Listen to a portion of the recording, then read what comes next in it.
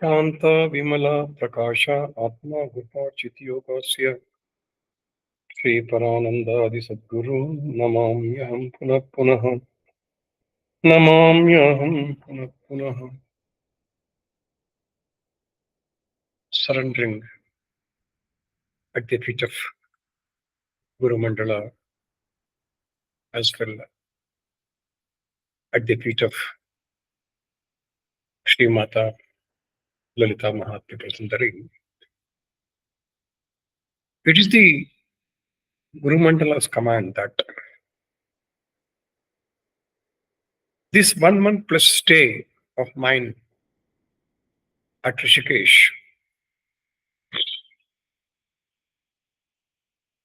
has to be used for giving an explanation on Sri Lalita Sahasranama in both Kannada and English. It's an introductory video on that. As we know, it is very common nowadays. Every household, everybody in every house, irrespective of the caste, creed, and varna, whatever it is, we recite Lalita Sahasranama. Particularly the women, even they have formed their groups of Lalita Sahasranama Parayana groups and they chant, at least on every Friday.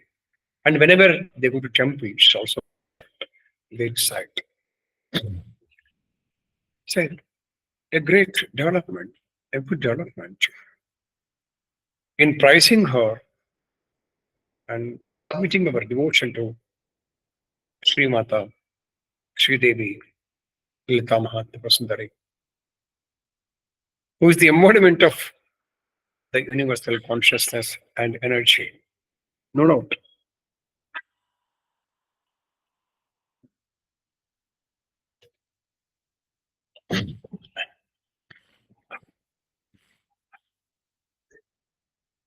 But sometimes some questions are raised on this. Do we need the initiation, Upadesha for chanting Lalita Sahasranama? The answer can be yes and no also. Let me say no first. As we read Lalita Sahasranama, it begins like this. Asya Shri Lalita Rahasya Sahasranama Stotra Mala Mantrasya. You can read two words here, Rahasya and Mala Mantraha. Stotra also is there.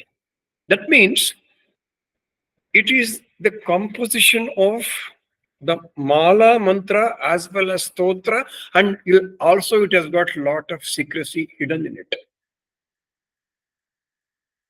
If you want to recite this mantra, is Stotra as a Mala Mantra, as a mantra, you know what mantra is? How can it be such a long version is a mantra? Yeah. The Mantra Shastra reads that. Of course, there may be difference of opinion on the number of letters. Some text says in Mantra Shastra, any mantra having 20 and above aksharas, the letters, they're called Mala mantras. They must have the characteristics of a mantra, not that all sutras become mantra. Yes. The mantra has a characteristic which has been discussed at a different occasion when we talk about Mantra Shastra. It is not a video for that. So, anything which is mantra having more than 20 letters is called Mala mantra. So, Lalita Sahasranama as it reads is a Mala mantra. And it is also Rahasya. It is also Stotra. If the one who wants to do Parayana, just as Stotra, we need not bother about its the characteristic of a mantra or Rahasya. I just read out this as stotra only, as I did in his stotra, then it doesn't require any initiation or what we call upadesha. This is the command of my guru, which I am sharing with you. If there's a different opinion, it's welcome. And Shividya Tantra Shastra reads with no mincing words that Guru Vakya overrides the Shastra Vakya. I mean, if Shastra Vakya is different from Guru Vakya, accept the Guru Vakya. That the Guru is great, ultimate, supreme. Na Guru Radhikam. So, my Guru has said this, which I am sharing with you. If somebody wants to chant that, recite that as a stotra, Lalita Sahasranama stotra, fine. It does not require any mantra, initiation, I mean upadesha. But there's a small condition. While reciting, there is a chandasu mentioned here. They should not be divert from the chandasu, and the meaning shall not be changed. Or I should say, a good word, we should not misspell that word. Misspell the word is giving a different meaning. That should happen. If somebody can chant it precisely, perfectly, without affecting its meaning, wonderful. They can always chant, recite without any upadesha. It's a part of Shividya Upasana, then it needs an upadesha, initiation. It just got nyasa and all that, dhyana shloka and all that. That's not an issue here. And the question is, anybody can chant. This is Parayana. And my guru used to say, whatever the Parayanas we have, even Lalita Sahasranama Parayana, Durga Saptashati Parayana, Devi Mahatmya Parayana, whatever the Parayanas are there. There, if one do Parayana, chant that as a stotra, as a Parayana, it provides you the result of Parayana. No doubt in it. Palashruti is there. Parayana, what gives pala to you? If it is chanted as a mantra with initiation, it gives the pala of mantra. So, one thing is ruled out. Anybody can chant it, recite it, Lalita Sahasranama. I want to add, irrespective of caste, creed, sect, gender, etc. For all varnas, all caste. What is the demand is, one should be able to pronounce it properly. Yes. For some reasons, whatever it is, I don't want to brood over that. Some people will not be able to pronounce those words properly. They should not be denied because they can't pronounce. They should be trained. Yes. Make them chant properly. This is what my appeal to those who want to chant it. From any class of society, any gender society. Even those who are now chanting also in groups, I observe most of the time there is a misspelling is there. For them, my request to please do correct them. And there's another section of people I come across. This is how I chant. This is what I can do maximum. I don't know whether wrong or right. All leave to her. No. That is not the right approach. That divine will excuse aparada sahasrani. Yes, we always say, I made some mistakes, Mom, please excuse me. Well, if that aparada is done without my knowledge, then she definitely excuses. But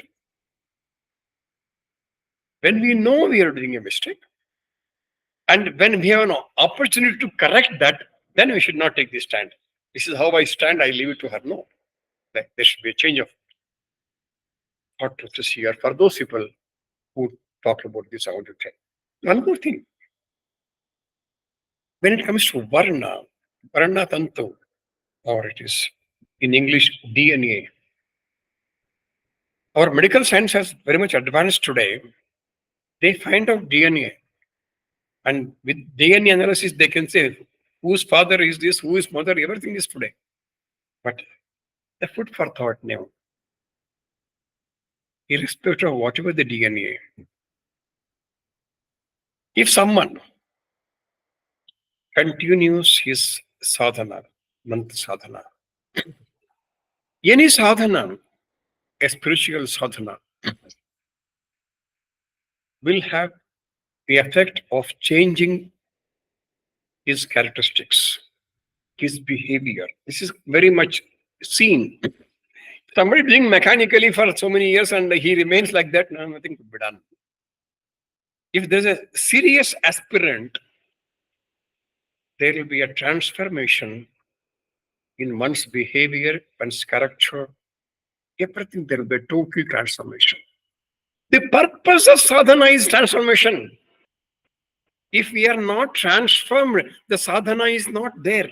I mean, transformation and sadhana go together. Transformation is the result of sadhana. If there is no transformation, there is no sadhana. I am only making a drama. I'm sorry for this. So, a strenuous sadhana will bring change in one's character and behavior. How is it possible? Scientifically, there should have been a change in his DNA, which I call upon the medical fraternity today. Do some research. They have done research on many things, many things. But even this is another way where we can see any varna for that matter with a different DNA, put them into the serious practice of some spiritual sadhana and see whether there is a change in the DNA or the DNA characteristics. Provided there is a transformation in that person. If he remains same, that's okay. I have a different face to show outside and I'm inside some other thing. That's not that.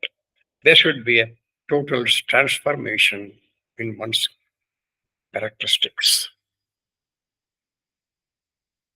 That is sadhana.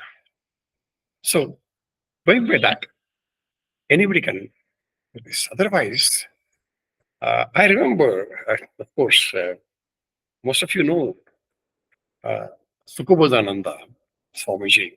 He's today a great corporate guru today. Few years back, I had an opportunity to attend one of his class live program. I remember that. Guruji, I do 10 malas every day. Nothing's happening. He used to answer that. Yeah, mala has become softened. Maybe even your finger also becomes softened. Not softened inside. Hope I conveyed the message beautifully. So the sadhana should bring in transformation in us. That transformation cannot be possible according to medical science unless there is a change in the characteristic which DNA decides that. That's if I'm talking some sense with reference to medical science today. Okay. So the answer is given. Anybody can chant. But keep in mind that there shall be a perfect pronunciation. Yes. That should be learned by a competent person who can teach the proper pronunciation without affecting its meaning. Very important. Very important. Then coming to its explanation, the Bhashya. It seems there are about 30 plus Bhashyas on Lalita Sahasranama. So for Soundarya, different scholars have looked into that and they started writing The explanation on that bhasha is the explanation, vivarane on that explanation. But most familiar is the Saubhagya Bhaskara by Bhaskar Raya Makin. I am taking that as a reference for my explanation. In addition to that, one Ramamurthy from our Guru Parampara also wrote in English some bhashya, of course, based on Saubhagya Bhaskara only. There's one more bhashya called Chandrika from Vaidyanatha Dikshitar. There are many, many. I don't know how many are there. With my very humble knowledge of those bhashyas, I want to present before you Lalita Sahasranama explanation, so that those who are doing Parayana are not just doing stotra, they also know its literal meaning on one side and also the in-depth meaning about the Devi Lalita Mahatripura Sundari, who is Srishtikartri Brahmarupa Gotri Govinda Rupini Sam Dhrupa Tirodhana Karishwari Sadashivanugrahada Panchakrityaparaya, who is responsible for all these activities in this Brahmanda, this universe. We will know more about her and realize that her in ourselves. We become one with her and she become one with her.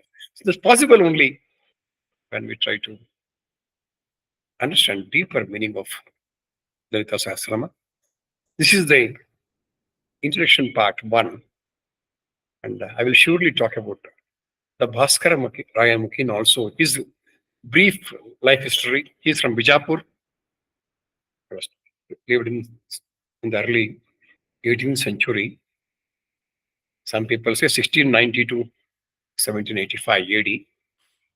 And of course, he is born in Bijapur and settled later in Tamil Nadu. So, little about his life story I'll also include in the next video. This let me conclude this introduction, part one to Lalita Sahasranama explanation in English. See you in the next video soon. Sarve janaha sukhino bhavantu. Samasta sanmangalani bhavantu. May Guru Vandala and Sri Mata bless all of us.